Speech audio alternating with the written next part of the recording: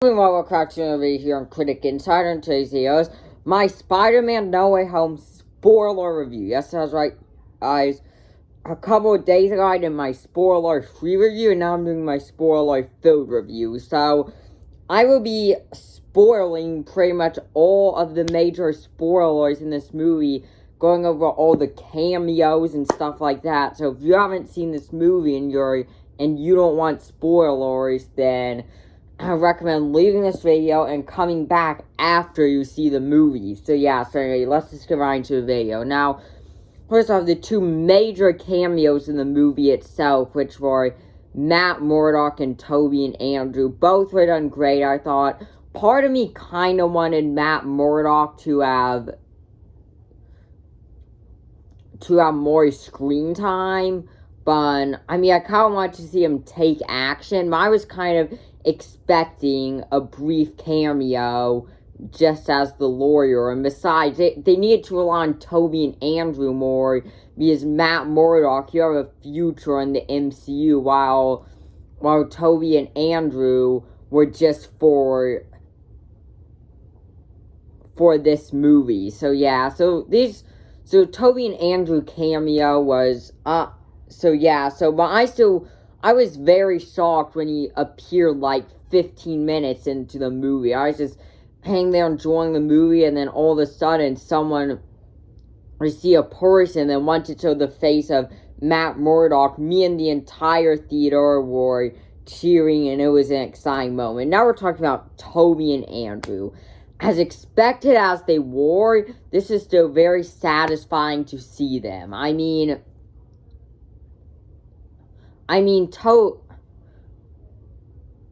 There were great callbacks to the original films as well. Like Aunt May's death was that much more powerful when she said, with great power comes great responsibility, right before she died. And Tobey and Andrew's appearance was epic. It was out of nowhere. The in-game portal scene, that was like a big thing, but they just opened a portal. MJ and Ned were calling for Holland Spider-Man, and then Andrew Garfield just came out, and then he showed for a minute, and then right after that you just had Tobey Maguire, and I'm satisfied with the amount of screen time they got, honestly. Best thing about this video is they focused it on Tom Holland. The ending was focused directly on Tom Holland, but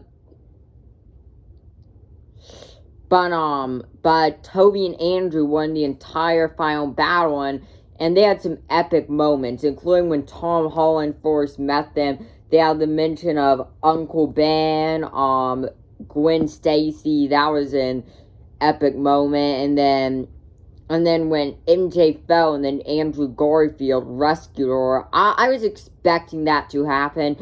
It was still a very epic moment to see on the big screen with a huge audience. Overall,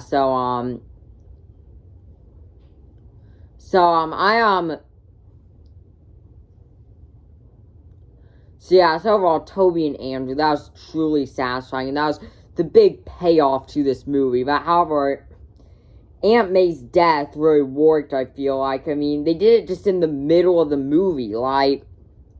Wasn't the final act death? It was like when Black Widow died in Endgame. She just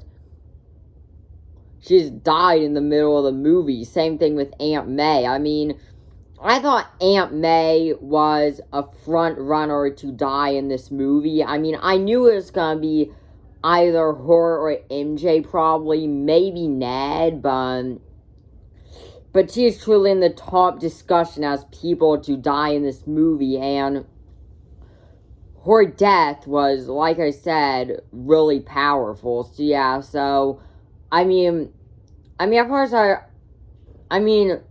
there were 5 villains. I'm fine with there not being, I would prefer the Sinister Six, but as long as we get the Sinister Six in a movie at some point, I'm fine with that. They could be saving it for a Sinister Six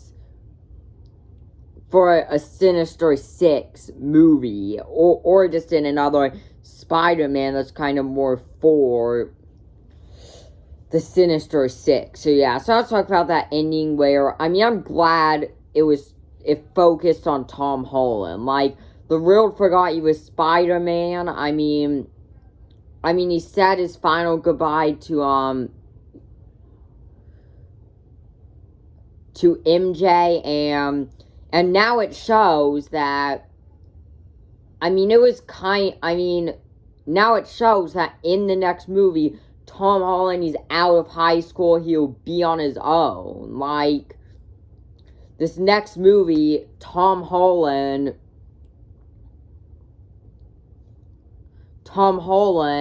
I feel like it's kind of gonna be in a, and Tom Holland is going from a teenager to an adult. The final shot was super satisfying with that new suit. Then he swung out of the window. So yeah, sorry about that mid and end credit scene. My non-spoiler review, I mentioned I wasn't a big fan of that mid-credit scene. Like I said, I wish we got Venom in the actual movie. After he was in the Venom Let There Be Carnage post-credit scene, and then he just went back to his dimension. But it wasn't cool to see that the Venom symbiote is still in the MCU, and it was a fun cameo. But I just feel like we should have gotten more of him than just in the end credits, and I just feel like it.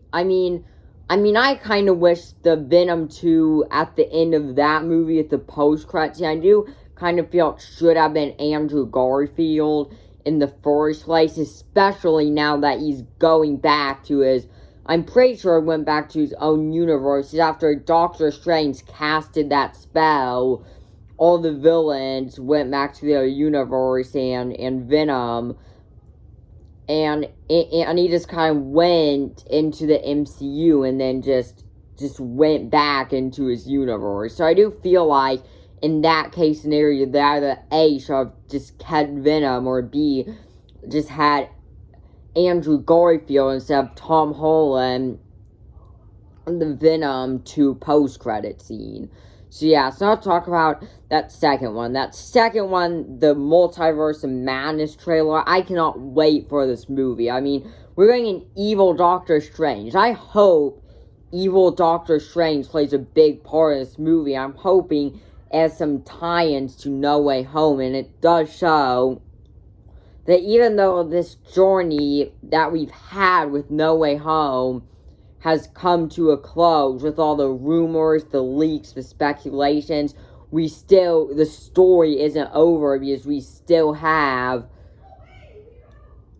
Multiverse of Madness. I think Wanda's gonna play a big part in this movie. We knew she's gonna be in the movie, but it was still epic to see her in this trailer. So yeah, so anyway, so overall, this movie paid off. This was the end game of Spider-Man movies. Like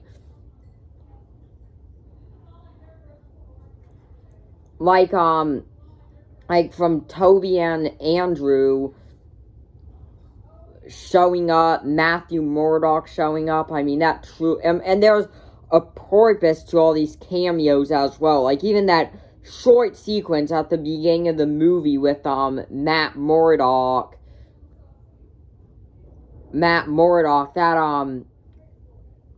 still teased, that was still a cool introduction to him, and I'm excited to see a lot more of him. So yeah, so anyway, thanks for watching. Make sure to like and subscribe, and I'll see you in the next video.